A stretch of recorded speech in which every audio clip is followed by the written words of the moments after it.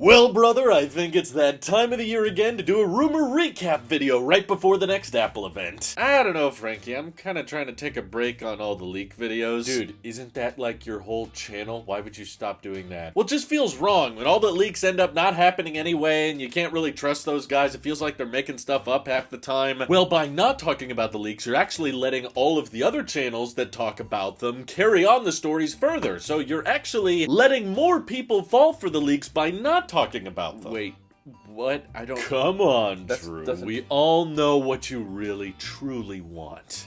Yes. I suppose I really should just give my 1 terabyte 14 Pro Max. Yes. What? Don't worry about it. We'll go to the Apple Store right now.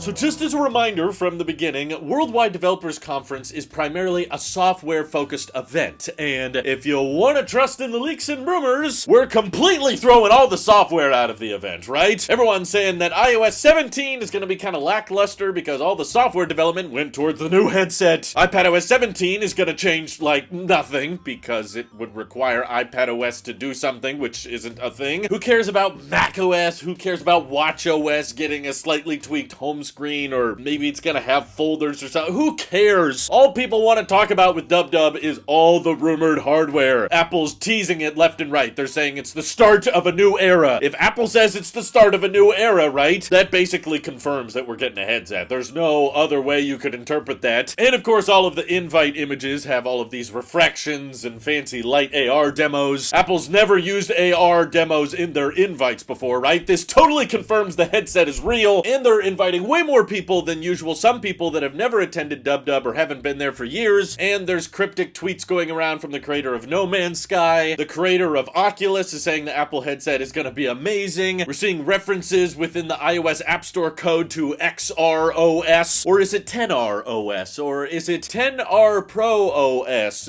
or should I pronounce it Prus? Yeah, everything's pointing to the mixed reality headset, so finally Apple's going to change the world with this headset. Yeah, sarcasm aside, that does genuinely feel like that's the direction it's heading in, but I just want to remind everybody that these videos that I've done over the years, the rumor recaps, like the last minute videos, typically if you go back and watch them after the event takes place, half of it ends up being wrong, and I guess it's just a debate of how much of the leaks surrounding this headset are going to be proven Apple trickery to try to weed out sources, and how much is genuinely being leaked, because I will admit, for something that's supposed to be unveiled in a couple days, the design has been kept fairly under wraps, and I've heard from both Ming-Chi Kuo and Ross Young that this is partly because Apple is not really manufacturing this thing at scale. Partly because it's not ready to be manufactured yet, and they don't expect the demand for it to be off the charts, which is why I kind of find it funny that there's all of this hype surrounding this headset that a lot of us are probably not going to be able to justify. At least the rumors are pointing to a $3,000 headset, and the rumors are all alluding to lots of people on Apple's board being skeptical because it feels very compromised and the battery life is not very good, and a lot of people, even at Apple, are questioning what is the point of this product? Like, how are we supposed to sell this to people? And I think the marketing team is actually going to have the far more impressive job. Like, I can't think of any reason for me to have a mixed reality headset. I don't know what I would do with it, and I definitely would not pay $3,000 for one, even if it was the best in the business and it was way better than the Meta Quest headset. Still, I just don't see the need for one. I'm more fascinated personally, not in the headset itself, but how the marketing team at Apple will try to sell us on the headset, because I've always said Apple's got the best marketing team in the world. They can make a 5-year-old iPad just have a new color option, and tons of people will go out and buy it simply because Apple marketing makes everything look so fresh and premium, and they have this way of tricking our eyes into telling our brain, I need that thing, and I need to rearrange my finances so I can get that thing quicker. So how is Apple's marketing magic gonna work with this mixed reality headset to try to convince us it's worth it? Yeah, genuinely, I'm excited as a fan of the brand, not so much as a fan of the product. I've tried mixed reality headsets. I've not been impressed really by anything in the VR or mixed reality world. Nothing I've tried has made me want to use it for more than a couple minutes, but this is new uncharted territory for Apple. Who knows, this could be the last product category Tim Cook oversees the launch of, which is why I think it's fun to talk about it right now, because every day leading up to this event could be some of the last days where we're all speculating on will Apple enter the mixed reality headset headset space. And then every day after WW could be no longer speculation. Yes, they are going to be involved in it. They are going to be a major player, or they're going to be the joke that we all laugh at in the corner. So it feels like the whole trajectory of Apple as a company could change this Monday, or it could all be fake because these leakers don't know what they're talking about. It could be a whole nother Apple Watch Series 7 situation all over again, where everybody's pointing to it being one thing and then it ends up being another. There's definitely not like leaked CAD files or cases like there have been before an Apple Watch launch or an iPhone launch, and kind of the case manufacturers or the accessory makers tend to give away the dimensions. This time it feels like Apple's probably getting ahead of it a bit. The closest thing we have are some display leaks from Ross Young saying that for each lens of the headset it's like 1.4 inch displays, but they're this brand new tech that we've never seen before called micro OLED, which enables 4,000 pixels per inch, so that's why it's $3,000 in case you're wondering. And those individual displays are supposed to get up to 5,000 nits, which I don't know if my eye doctor would be very comfortable with me putting 5,000 nits in my eyes, but lots of people were assuring me on Twitter, where no false information has ever been shared, that the reason the displays are up to 5,000 nits is because when you put them before all of those pancake lenses that Apple's alluding to in their invites, you lose a lot of that display brightness. So it's really, really bright, but you're not actually getting the full 500 nits by the time it reaches your eyes. So that would imply that the resolution of this mixed reality headset would be about a 4K resolution per eye. He didn't really go into the refresh rate though. I would hope it's ProMotion because I think the point of the headset is to try to mimic reality the best you can. And if I can't actually see out of them because they're not transparent lenses by any means, then yeah, having the highest possible refresh rate would be good. But then you think about it, 2 4K displays at 120 hertz, how the heck are you going to power this thing? Well, the rumors have pointed to some Pro level Apple chip. I assume that would be, I guess M2 Pro is powering the silicon on the inside, and some leaks have even suggested it's a pair of Pro Apple chips working together for each display. But if this thing's just getting unveiled on Monday but not shipping until later in the year, maybe even December, then I would imagine M2 Pro is going to feel pretty dated by then, right? Won't we want to be on the 3nm architecture, have some better efficiency and better performance? So who knows, maybe they'll brand it as a different kind of silicon. It will technically be using the M3 Pro, but they won't call it that. They'll call it their first mixed reality chip combo. But because it's probably going to be using a lot of power for these displays, and of course tracking your head motion, it's tracking your hands and your fingers, it's not going to require individual controllers like other headsets do. So there's going to be all kinds of ultra-wide cameras that are sending in data to the headset as you're using it. This is why the battery life is rumored to not be that great. Bloomberg was suggesting around a 2-hour battery life, but to extend the battery, you would have these little modules that clip onto your belt, which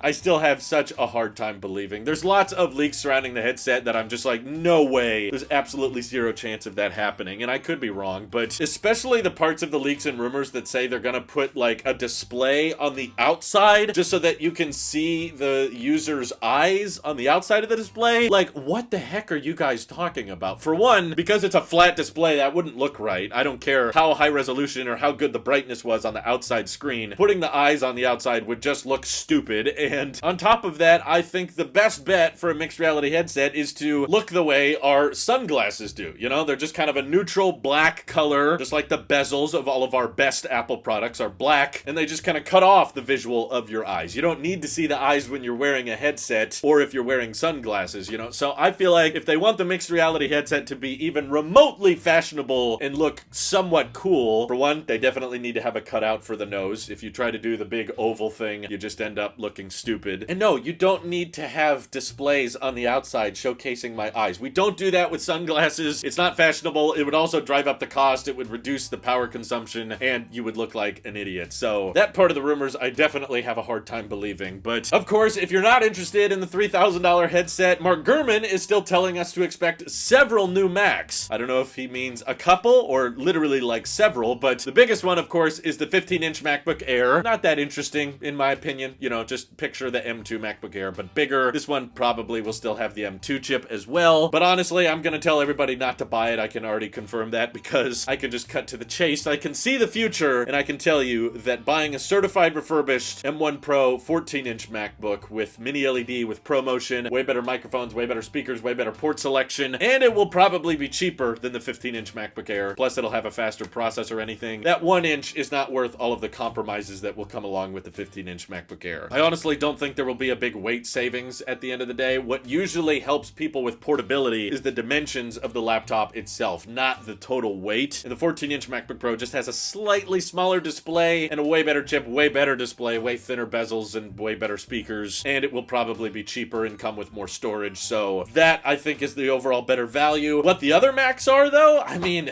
Apple did tell us that a Mac Pro would be coming at another day. Feels like this is the right time to announce it, but if we're going based on the rumors, it sounds like it may have been pushed back till later until the 3nm chip is ready to go, which I guess it's not yet. So can't really think of many other Macs that could be ready. My wildcard prediction is that Apple has made an M2 Ultra chip. It's not honestly that great as we've seen with the other M2 chips. They don't scale all that much compared to the M1 because it's still just a 5nm chip. So the M2 Ultra, while it will technically be the fastest Apple Silicon ever, I think they'll just put it in a Mac Studio, and even though it's not substantially faster, it's still a little bit faster so they can brag about it and say, wow, we've made the fastest Mac ever as well. That's really cool, but same design as the existing Mac Studio. A bunch of tech YouTubers, of course, will buy the M2 Ultra and say, yeah, it's a little bit faster, I guess. And that's how Apple will hold us over until the Mac Pro is hopefully ready later this year, but who knows at this point. It's kind of turning into air power. Outside of that, what else could they have in Macs? I don't think they're ready to refresh the MacBook Air again. I mean, we're just getting a bigger size. I don't think the M3 chip is ready yet either, so I suppose maybe they have an M2 iMac that we haven't heard about, and hopefully one with black bezels. Just slap an M2 chip in there, call it a day. Hey, there you go. We got several new Macs at WWDC, I guess. But yeah, definitely I think the mixed reality headset is the talk of the town, and because of that, Apple will likely treat it as a one more thing, which means they're not going to talk about it within probably the first hour and a half of the keynote. This is what most people are saying is going to be one of Apple's longest keynotes because, of course, they're going to want to talk about the software primarily, and we'll get some OS updates across the board, and then we'll probably go into Macs right after talking about Mac OS for a while, and here's some new silicon and some new size options, and then it'll come back to Tim Cook like the event's going to end, and then he's going to say, but we do have one more thing. And then I picture like the last 45 minutes of the keynote to be about the headset, if that ends up happening, but I've dealt with so much leaker whiplash over the past couple of years, I don't really trust anyone that much anymore. So if I had to put a percentage on it, I would say like 70% chance that we're gonna see a mixed reality headset on Monday, but there is still a reasonable, on the other side of my brain, 30% chance that this was all made up, that this is all just leakers trying to get clicks and trying to generate hype because the tech news is so dry, and because I've seen Apple surprise us and often do things that the leakers said wouldn't happen. That's why I would still say there's about a third of a chance that the tech is actually as dry as we think it is, and Apple's not about to change the world with some $3,000 headset. But yeah, for sure, if the headset is real, I definitely don't think you're going to be able to order it. If anything, because we're so worried about the pricing, I actually wouldn't be surprised if they unveil it, talk about it, showcase how useful it is and how we can use it in our daily lives with, I don't know, external monitors with our Macs, or you can use iOS in augmented reality and you can read books with it or play weird games with it or whatever, but they just don't talk about the price. They just say, we'll talk about pricing and availability on another day. Maybe the main goal of WWDC is to just sell us on the idea of why a mixed reality headset is a good thing and why you want one, but then we'll save the pricing and stuff for later. And they'll say more information to follow in the fall. Like, I would not be shocked if that's their approach at all, because this is going to be such a difficult price to swallow. And I hope that they've thought of things that we haven't thought of, because when I think of what I could use a headset for, not much comes up. But maybe Apple has some surprises for us, some use cases that we couldn't visualize, or maybe the surprise is that there's no headset at all. So what do you guys think is going to happen? Feel free to drop your predictions down in the comments below. And thank you to everybody supporting this channel directly. It seriously helps us out a ton, as does just watching these videos. This is your Alp Sheep here, and I'll see you all on Monday.